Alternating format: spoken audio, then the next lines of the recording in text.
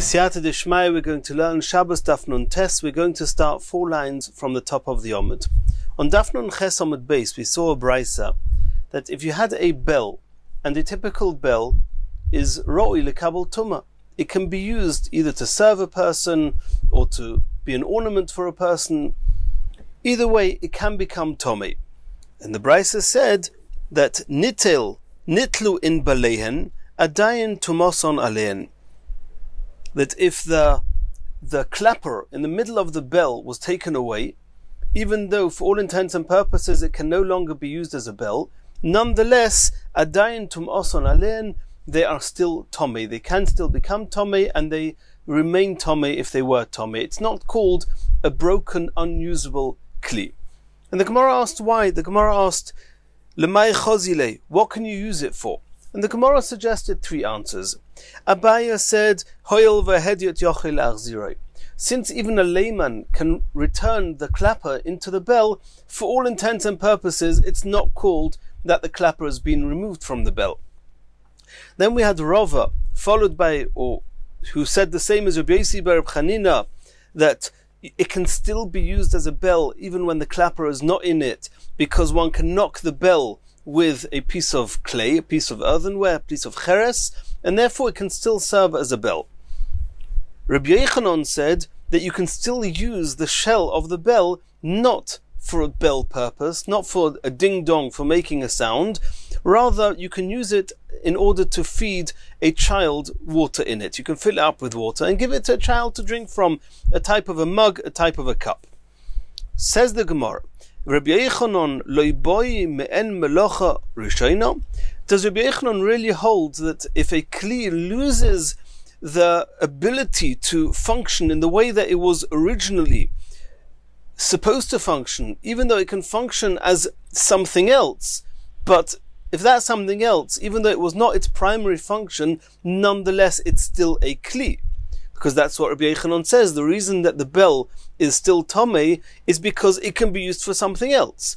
That means Rabbi Yochanan holds that even if the primary use and purpose is no longer able to be used that way, nonetheless it's still a kli and still is tomei. V'hotanya, this seems to be contrary to a brisa we learnt. The brisa says, V'chol hakli asher yeshev olav, a zov that sits on a kli, v'goymer, etc. There's a halacha of tumas medrus, that is zov that sits on something that's supposed to be sat on, or that's usually sat on, then a special stringent type of tumah happens onto that seat. And it's even if he didn't touch it, even if there was a whole bunch of mattresses or chairs or whatever it is, one on top of the other, and he sat right on top, all of those under him are all tomei medrus. Says the brisa, Yochel kofo so v'yeshiv olov, kofo tarka v'yeshiv oleo, yehei tomei. Are you suggesting, or could it be that if one takes a very big container, one used to measure out a saw, or one used to measure out half a saw is 3 kav, tar kav, tray is 2 kav, plus 1 kav is 3 kav, there's 6 kav in a saw.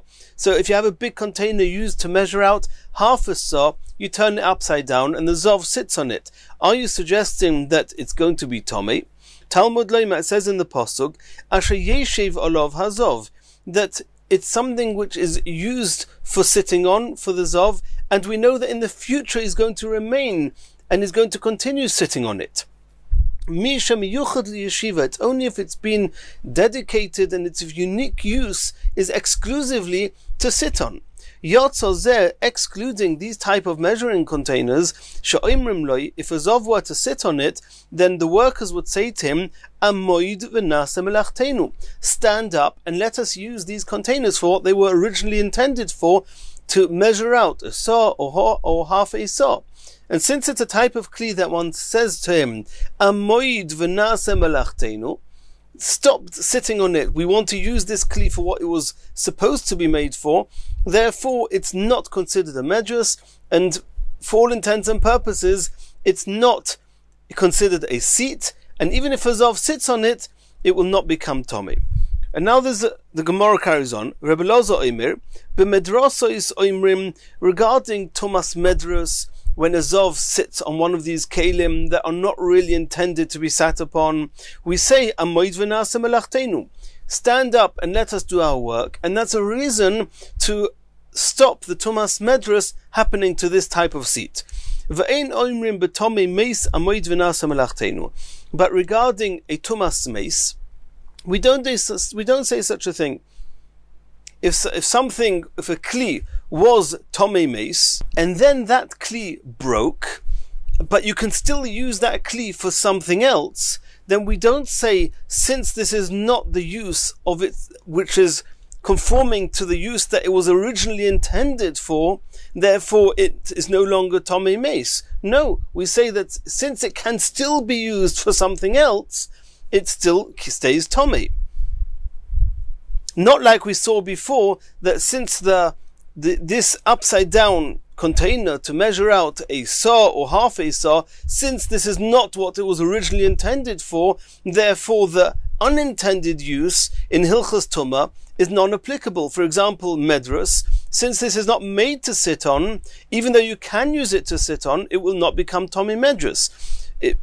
But in regarding Tumas Mace, if a dead person touched a container, even if that container now no longer can no longer be used for what it was originally intended to, since it can be used for something else, then we still say that it stays Tomei. And there's a difference between Medras and Tumas Mace. That's the opinion of Rabbi Loza.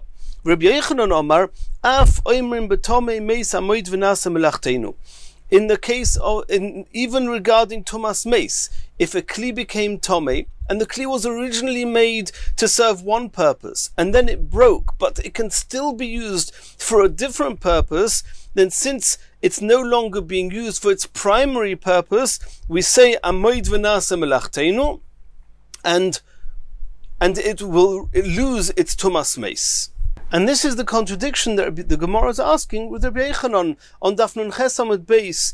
We asked a question, and at the top of our Amud, we learned last time, Rabbi Yechanan said that a bell whose clapper has been taken out is still Tomei because it can be used for something else. It can be used to feed a child, to give a child water to drink. And here we see that regarding Tumas Mace, if it can no longer be used for what it was primary use was made for, then it's no longer Tomei. According to Rabbi Yechanan, so include also regarding Tumas Mace, we say the same as Medras, that it's only ever going to be Tomei if it's used for what it was originally made to be used. And that's a stira, a contradiction in Rabbi Yechanan. Says the Gemara, Eipach Kamaisa. We saw in the contradiction in the Gemara before that the Brisa says Nitlu in Beleem Adain Tumason Alein, and we asked why, and we said there were a number of explanations. There was Abaye, then there was Rabbi Yossi bar Chanina, and then there was Rabbi Yechanan. So the Gemara says Eipach Kamaisa. Just switch it around. Rabbi Yechanan is the one that said that it can still be used as a bell by using a piece of cheres, and it's Rabbi Yossi bar Chanina who said that it's royu legamea boimayim letinik, it can be used to feed a child. Ask the Gemara, why are you switching over the Rabbi Yechanan of the Brisa with the bell? Why don't you switch over the Rabbi Yechanan we just learnt here now regarding the Tumas Mace? Says the Gemara,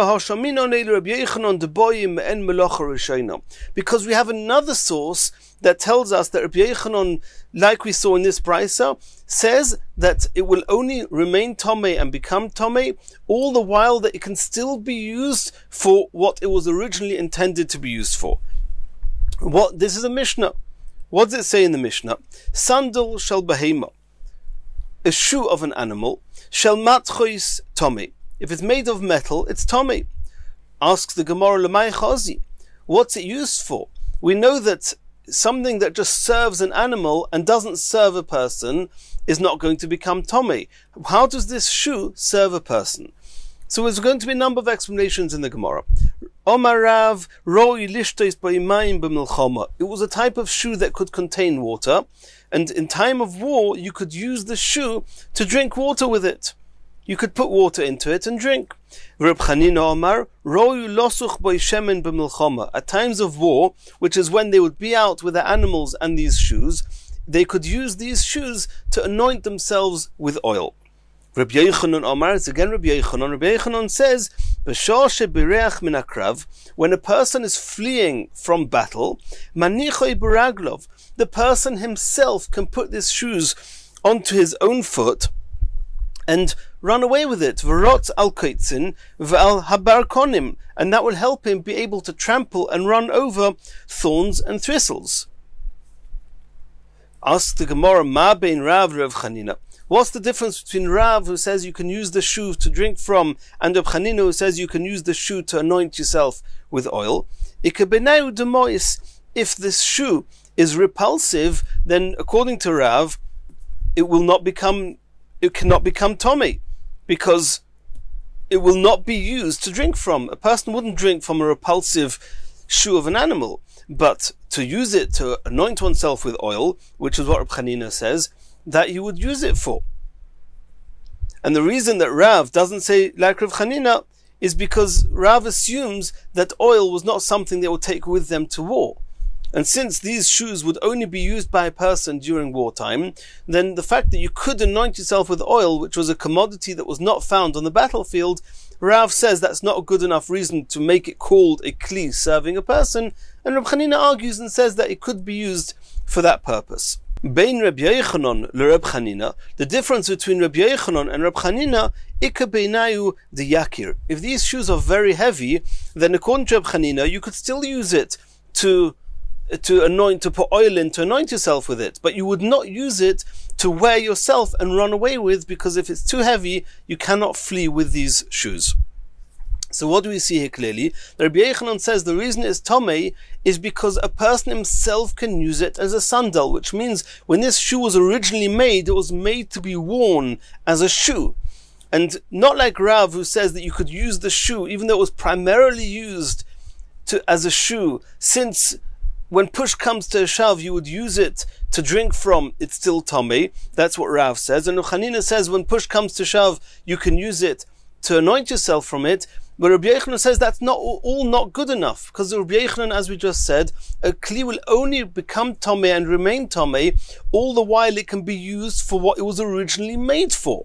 And therefore Rabbi Yochanan, who says here that it's tomei, he explains it's not because it can be used for something else, it can be used for what it was originally made for. It was made to be a shoe, and now it's tomei because it can serve a person to be a shoe.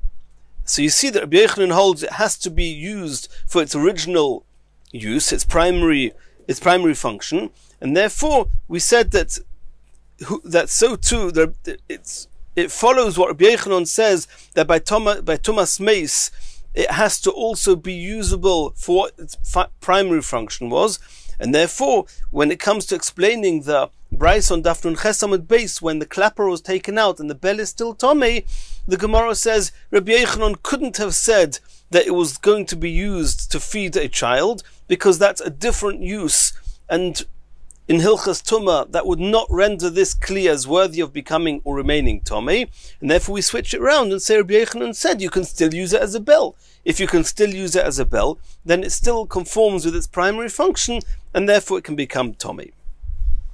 Continues the Gemara.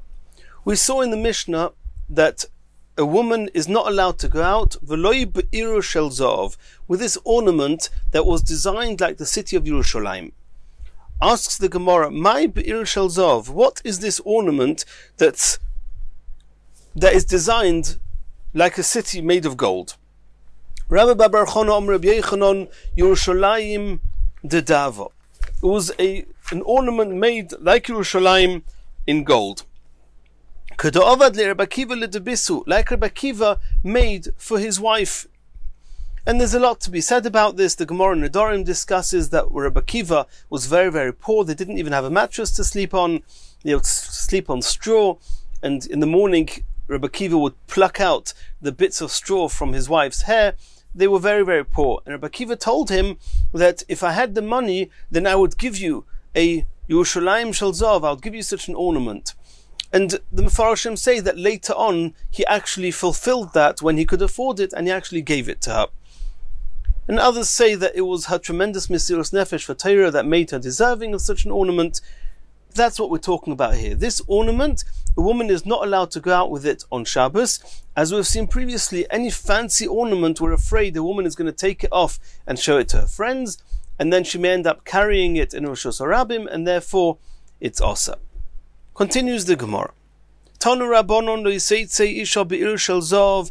A woman is not allowed to go out with this ornament designed like a city, made of gold. Ve'im yatzon, if she goes out, chayeves chatos. It's chayev chatos. Divi Reb Meir. That's the opinion of Reb Meir, which means it's biblically also to go out with it. V'chachomim oimrim lo yiseitze. The chachomim also say she's not allowed to go out with it. Ve'im yatzon ptura. But they say if she did go out, she's not chayev chatos. It's only also midrabanon. Rebbe Eliezer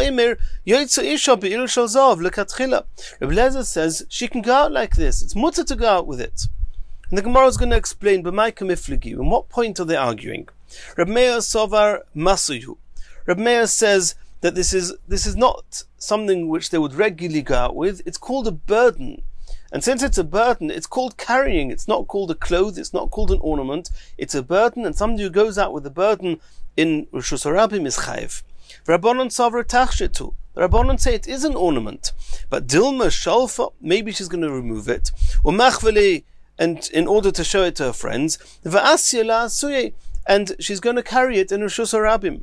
Rebbe Eliezer Savar, Rebbe Eliezer says we're not worried she's going to take it off, because man darko lemeifag be'ir shel zav. What type of woman would go out with such an ornament? Isha chashuva, a very distinguished and prominent woman.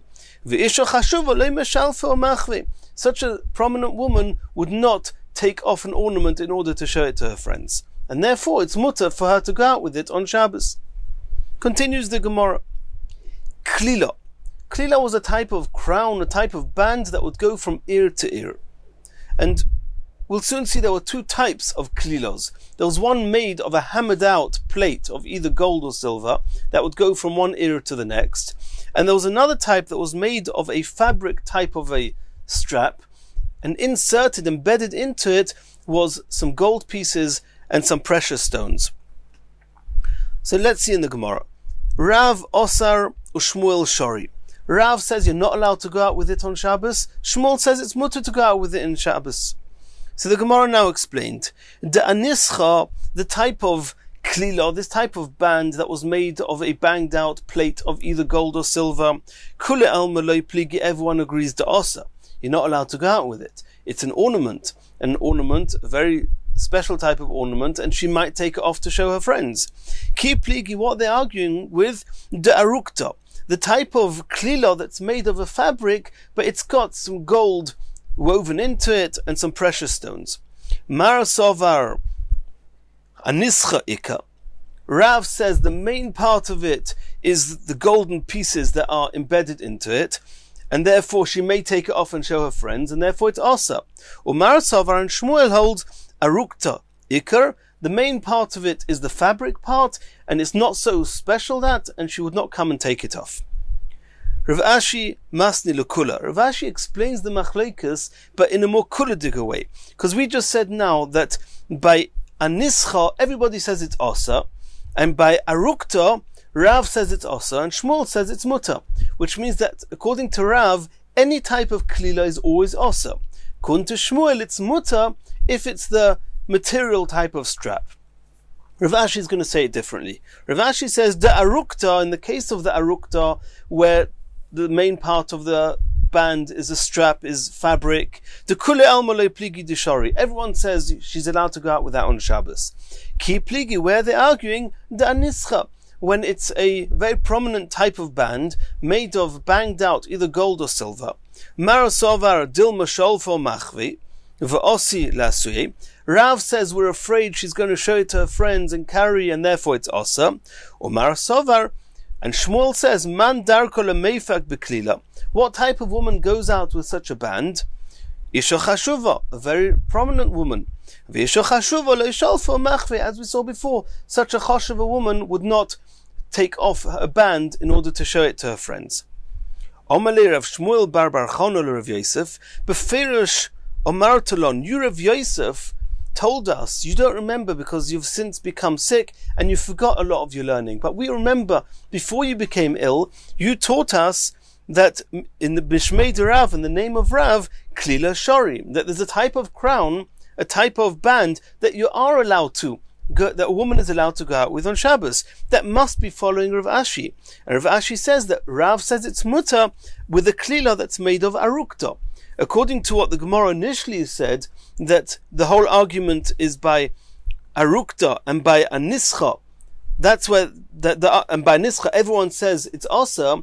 Then you don't have any type of klila that Rav says you are allowed to go out with. And you, Rav Yosef, said there was a type of klila that Rav did allow them to go out with. So it must be that you taught us, like Rav Ashi, that in the case of arukta there's no machlokas, and everyone agrees you're allowed to go out with it.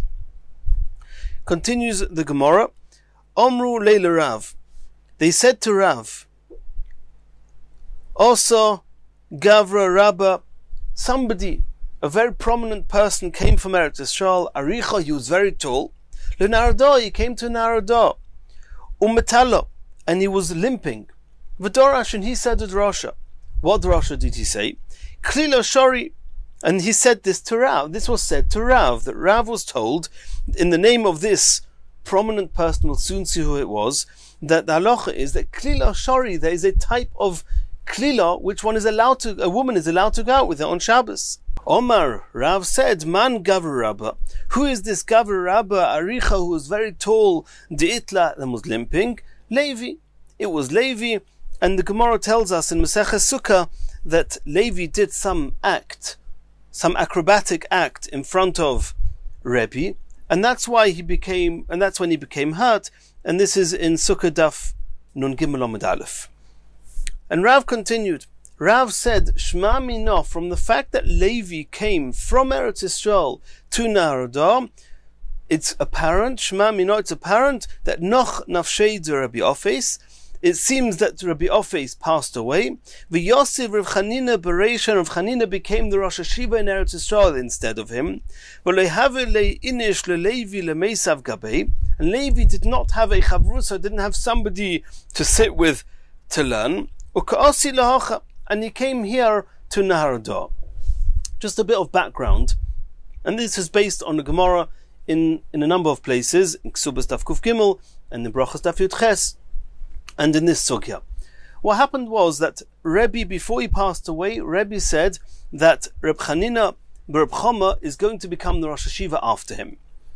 When Rebbe passed away, Reb Chanina did not want to become, he refused to become the Rosh Hashiva because there was somebody, a Chacham called Reb Ofes, who was 2.5 years older than him, who was there in the Beis HaMedrash, and Reb Chanina said it's inappropriate that I should be the Rosh Hashiva and Reb Ofes should be sitting subordinated to me. It's not Derech Eretz. So Reb Chanina didn't take the job, and Reb Ofes became the Rosh Hashiva. Now Reb Chanina could not go into the Beis HaMedrash because Rebbe said that he should become the Rosh Hashiva, and going into the Beis Medrash and not acting as Rosh Hashiva will directly oppose what Rebbe said, and that's inappropriate. So he stayed outside. Levi, who was the same age and the same level of Chochma as Reb Chanina, Levi chose to stay with Reb Chanina outside to learn with him, so Reb Chanina should not be on his own. At some point, what happened? Rabbi Ofes passed away, and now Reb Chanina took the place of Rabbi Ofes. Levi did not want to go into the Beis Medrash to Reb Chanina because there was no reason he should be subordinated to Reb Chanina. He was the same age, the same level of chokhmah, of knowledge, of wisdom. He wanted to go elsewhere to learn. So that at that point, Levi left Eretz Yisrael and came to Naroda. And that's what the Gemara said here. So the Gemara asks, how do you know that just because Levi came from Eretz Yisrael to Naroda, why are you assuming that Rabbi Ofes passed away and Reb Chanina became the Rosh Hashiva?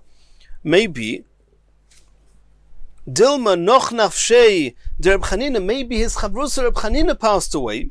Rabbi Ofes could koi. Maybe Rabbi Ofes stayed the Rosh Hashiva. And and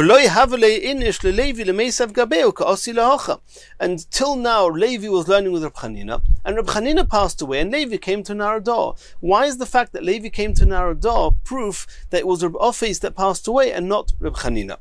Says the Gemara, Im Isa Reb Chanina Shachiv, if Reb Chanina would have passed away, Levi Reb Office Meichav Hayav Chayefle. Levi would have had no problem to subordinate himself to be miskaifef and nichna to Rabbi Office.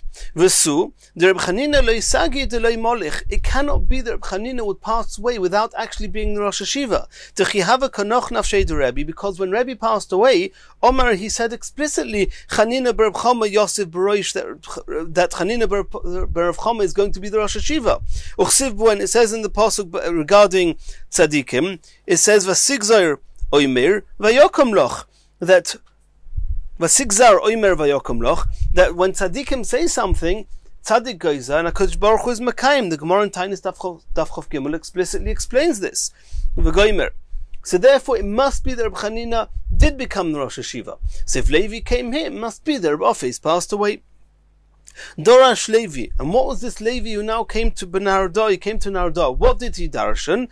Klila shori. That one is allowed to go out with a klila on Shabbos. Nafak esim v'arba klila mikoila Narda. In the whole of Narda, there were 24 women that went out on Shabbos with this klila, because Levi brought that ruling from Eretz Yisrael to Narda. Darash Rabbi bar Avua b'Mechuza klila shori. Rabbi bar Avua said in a place called Mechuza that one is allowed to go out with this klila on Shabbos. V'nafku tamni sri klila, and there were 18 women that went out with this klila michodim mevoya, from a single alleyway in Mechuza. Continues the Gemara, Omer of Yehuda, Omer of Shmuel. Kamra shori. Kamra is a type of a fancy belt, and it was said in the name of Rav Shmuel that one is allowed to go out with this fancy belt on Shabbos. Iked Omra. Others say Da'arukta, that the type of belt that you're allowed to go out with is one that's made of a fabric. Arukta. Va'omer of Safra. Midi dehava atalis muzheves. The reason that you're allowed to go with it is in the same reason that you're allowed to go out with a golden cloak. And Rashi explains that with a cloak, even though it's fancy and it's decorated, and maybe you'll want to show it to your friends, but since it's your cloak, you're not going to get undressed. So too regarding this belt, that even though it's fancy and you may want to show your friends, but a person is not typically going to untie his belt in the street to show his friends. Ve'iked Omra. Others say Da'anischa, that the type of belt one is allowed to go out with on Shabbos is one with anischa. It's made of banged out gold or silver. V'omer of Safra. Rav Safra explained, Midi dehava avneit shel malochim. In the same way as kings are allowed to go out with belts, all of Klal Yisrael are allowed to go out with a belt, with such fancy belts, because all of Klal Yisrael are considered the sons of kings. Omale Ravina Ravashi. Ravina said to Ravashi, Kamra ilavei mehaimne mai. Are you allowed to go out with a fancy belt that's sitting on top of a regular belt? Omarle. Ravashi said to Ravina, Trei hamaini komras.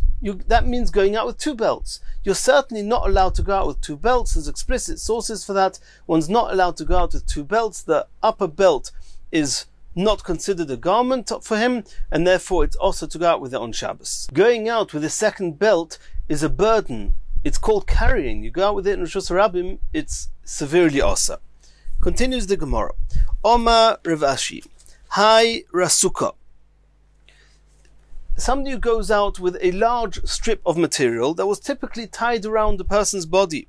Islei mefarchaisa shori. If they have ties, that one can tie this piece of material tight, that it should not fall off, then one's allowed to go out with it on Shabbos. V'iloi asir, but if it does not have these ties, we're afraid it's going to slip off, and therefore you may end up carrying it on Shabbos, and therefore it's also to go out with it on Shabbos. Continues the Gemara. V'loi b'ktolo. We saw in the Mishnah a woman is not allowed to go out with a ktolo. A ktolo is a choker. It's called a choker is because some part of this garment, of this ktolo, was very tightly strangled around the neck, similar to a choke. Similar to a choker. Now there are some strands of material that were typically put around the neck, and they themselves are called ktolo. But here we're not talking about that type of ktolo. We already saw before that this is talking about the strap which goes around the neck, but it's a strap that was holding up a very fancy bib. And typically it would have a very wide strap, because the Gemara discussed this on Daf Nun Zayin Amud Beis at the top. And what was this fancy bib used for? Says the Gemara, Mike Tola. This fancy bib was used, menakta pori, is there in order to collect the crumbs, what we would call a bib, while the person was eating, so the crumbs shouldn't fall on the floor, or shouldn't dirty the clothes. There would be some type of a bib to collect these crumbs, and what held the bib on the person's chest would be this ktola, would be a strap that was very tightly strung around the neck, and that's why it's called a ktola. And one's not allowed to go out with this on Shabbos. Continues the Gemara Nezomim. We saw in the Mishnah that a woman is not allowed to go out with Nezomim on Shabbos. Says the Gemara, Nizmei Ha'af, we're talking here about nose rings, but earrings that are very complicated to take off, and especially as they used to have straps going round their heads, and then the earrings would be covered, then there's no issa for a woman to go out with earrings, but with nose rings, it's asa. Continues the Gemara, a woman is not allowed to go out with a ring that does not have on it a signet. And we explained when we learned the Mishnah that if it has a signet, it's even more asa. But even if it doesn't have a signet, and it's just an ornament, she's not allowed to go out with it. Says the Gemara, if there is a signet on it, chayeves, she's chayev. In the Mishnah it says if you go out with a ring that does not have a signet, he's not chayev. It's osa, but she's not chayev. But if it does have a signet, then it's chayev. Why? Alma, lav tachshitu. Because a ring with a signet is not called a tachshit, it's called a masu, it's called a burden. Men typically would go out with a signet because that was their job. They would use the signet to seal parcels and whatever the men were busy with. A woman would typically not go out with it. It's not called an ornament for them, and therefore it's a burden. And to go out with a burden on Shabbos is chayev, is seriously asa. But if it's a ring that does not have a signet, it's just an ornament, it's a tachshit. So there, she's not allowed to go out with it because she might show it to her friend and carry it. But that's only also midrabanon. If she does go out with it, she will not be chayev chatos. Asks the Gemara Raminu. This seems to contradict a brisa, a Mishnah in Mesechus Kelim. It says in the Mishnah, Tachshitei noshim, the ornaments of women. Tameim, they are tomei.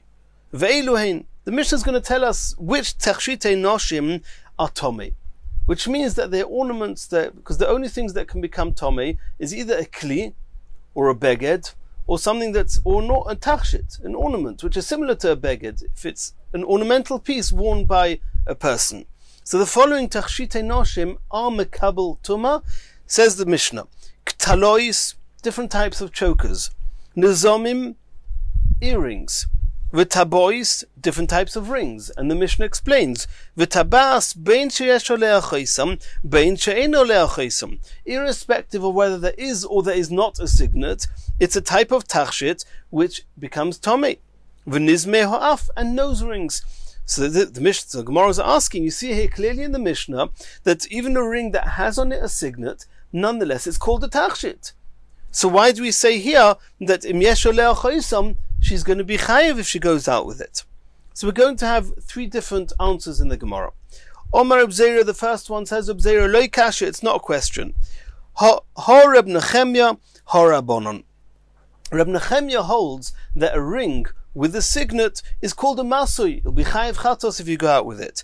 And here in the Mishnah that we see that a ring with a signet is a tachshit, it's an ornament, is going according to the Rabbanon. To Tanya, because we saw in a Mishnah,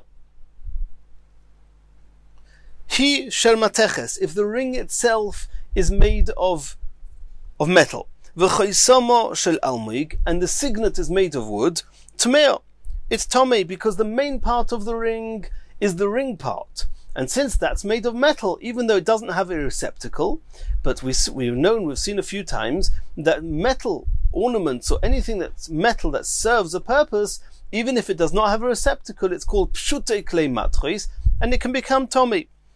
And it's clear, Tosfos brings that Reb Nechemya says over here it's toher, we'll soon see why. He shel almoig, if the ring is made of wood, v'chaysomo shel mateches, and the signet is made of metal, according to the Chachomim, tahira, it will be tahir, because the main part of the ring, according to the Chachomim, is the ring part. The ring part is wood. It does not have a receptacle. Anything made of wood that does not have a receptacle is tahir. The fact that the signet is made of metal, that's not the main part of the ring. Reb Nechemya metame. Reb Nechemya says it's tomei, because the main part of the ring is the signet, according to Reb Nechemya, and only the signet. And therefore, in the first case where the ring is of metal and the signet is of wood, according to Reb Nechemya, it will be tahir. And in the second case where the ring is made of wood and the signet is made of metal, Reb Nechemya says it's tomei, because the main part is the signet. Shehoya Reb Nechemya omer, Reb Nechemya held betabas hoylech achar choisma, that the main part of the ring is the signet. So according to Rebbe Zera, we can now understand that the seeming contradiction whether a ring with a signet is called a masui, if it's called a burden, or if it's called a tachshit, we can understand this. According to the Chachomim, that the main part of the ring is the ring, then we don't care if there's a signet. If there is a signet, there isn't a signet, the main part is the ring. And therefore, bein sheyesh alei choisam, bein she'ein alei choisam, it's called a tachshit, because we don't care about the signet. But when we saw before based on our Mishnah, diuk in our Mishnah, that only a tabas she'ein alei choisam, a ring without a signet, is not chayev chatos, but a ring with a signet is chayev chatos, is following Reb Nechemya. Reb Nechemya says the main part of the ring is the signet, and since for a woman a signet is not a tachshit, it's called a masui, it's called a burden, and therefore it'll be chayev. That's how Reb Zera explained the contradiction.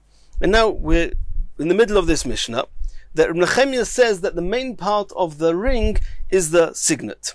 And there's a few more things that Reb Nechemya is now going to say, that the main part is not the main component of it, but one of the other parts. For example, ba'oil, regarding a yoke, holach achar simloinov. A yoke typically was made back in the days before they had round yokes. They would have a yoke was made of two parallel pieces of wood, and there was a hole in each one, and through the hole they would put a peg, and that peg would then hold these two pieces of wood securely around the neck of the animal that was holding this yoke. So Reb Nechemya says that it's the pegs that decide whether it's tomei or not. If the pegs are made of metal, then the yoke is going to be tomei. If the pegs are not made of metal, then they're not going to be tomei. But koilov was a type of board on which they would display wares outside the shop. They would have a type of board that was wide at the bottom and narrow at the top. There would be nails in it, and on these nails they would hang their belts or straps or whatever they were putting on display. So Ibn Nechemya says, holach achar masmeroisov. Then you see the nails that were knocked into this koilov, those are the ones that determine whether it's tomei or not. If the nails are made of metal, then this koilov will be tomei, and if the nails are not made of metal, it will not be tomei. Besulam, with a ladder, holach achar shlivoisov. We know that a sulam, a ladder, is made of two upright pieces of wood, and in between them they would put through the rods. They would become the rungs of the ladder. So depending on the material that these rungs were made of, as to whether the ladder is tomei. Ba'arsa, holach achar sheshaloisov, a type of scales that they used to use. They would either be standing on a base or hung up, but it was the scales that there was a piece of wood that was lying flat. That piece of wood was a vertical bar. From the bar on each side was hanging some chains. At the end of each chain there were some pans in which they would put the weights, and they would put whatever they're trying to weigh. So Ibn Nechemya says that with these scales, holach achar shal shloisov, the chains holding the pans, they are the ones that determine whether these scales are tomei or not, are not able to become tomei. The Chachomim argue with Ibn Nechemya, and they say, Hakol holich achar amaymid, you go after what's the base, what's holding the whole contraption up. So in the case of the ring, it's going to be the ring itself, not the signet. In the case of the yoke, it's going to be the two pieces that are holding the animal's neck into place, and it's not the rods that are going in between them. In the case of the koilov, it's going to be the board holding the nails that decides whether it can become tomei. With the ladder, it's going to be the upright pieces of wood or whatever it's made of that determines whether it's tomei, and not the rungs. And with the scales, it's going to be the beam at the top that's holding the chains that determines whether the scales are tomei or not. But either way, as we explained before, Reb Nechemia and the Chachomim argue whether the main part of the ring is the ring or the signet. The difference will be if the main part is the ring, because this is according to Abzera, if the main part is the ring, then we don't look at the signet, and we can consider it an ornament even if there is a signet. According to Reb Nechemia, that the main part of the ring is the signet. Since a signet is a burden for a woman, it's not an ornament for her, it's not a piece of jewelry for her, and therefore it would be called a masui. Continues the Gemara. A second answer to explain a seeming contradiction, whether a ring with a signet is chayev or whether it's called a tachshit. Rava Omar litzodim ktoni. Yesh oleo choisam tachshit deish, ein oleo choisam tachshit deisha. It's true that the Mishnah and Kalim that we mentioned at the bottom of Daf Nun Tes Amud Beis mentions tachshitim and mentions tabas bein sheyesh oleo choisam bein she'ein oleo choisam. But even though the Mishnah started with Eluhein tachshitei noshim, these are jewelries, or this is ornaments belonging to a woman, it's not completely accurate. Tabas, that yesh oleo choisam, a type of ring that has a signet, is only an ornament for a man, not for a woman. But if it does not have a signet, then it's a tachshit for a woman. So in which case there's no contradiction, where both sources agree that for a woman a ring with a signet is called a burden and not a tachshit. Rav Nachman bar Yitzchak gives another answer. He says, Tuma a Shabbos koramisa? Are you asking a contradiction between Hilchas Shabbos and Hilchas Tuma? First we mentioned that a woman is not allowed to go out with a ring with a signet on Shabbos, and if she goes out with it on Shabbos, it's called a burden, and she's chayev chatos. That's true. And in Hilchas Shabbos, it's not called a tachshit. But to the extent in Hilchas Tuma, why? Of course she can wear such a ring. Of course it's called a tachshit in Hilchas Tuma. It's serving her. So Hilchas Tuma can become tomei, irrespective of whether it's got a signet or doesn't have a signet. And that does not contradict that in Hilchas Shabbos, if you go out with it, you've carried a burden, and it's chayev. Tuma, kli maisa, omer achmona, uklihu. As far as Tuma is concerned, anything that's a kli, anything that serves a purpose and serves its purpose, is called a kli. It can become tomei. Shabbos, mishum masui omer achmona. Shabbos, it all depends on whether it's a burden. The Torah said you mustn't go out with a burden. Ein oleh choisam tachshit. If there's no signet on it for a woman, then it's called a tachshit, an ornament, and she can go out with it. It's not called a masui. Yesh oleh choisam. If it does have a signet, masui, then it's called a burden. And that's the final explanation with that contradiction regarding the rings that have a signet. And in Mirat Hashem, in the next year, we're going to continue from here.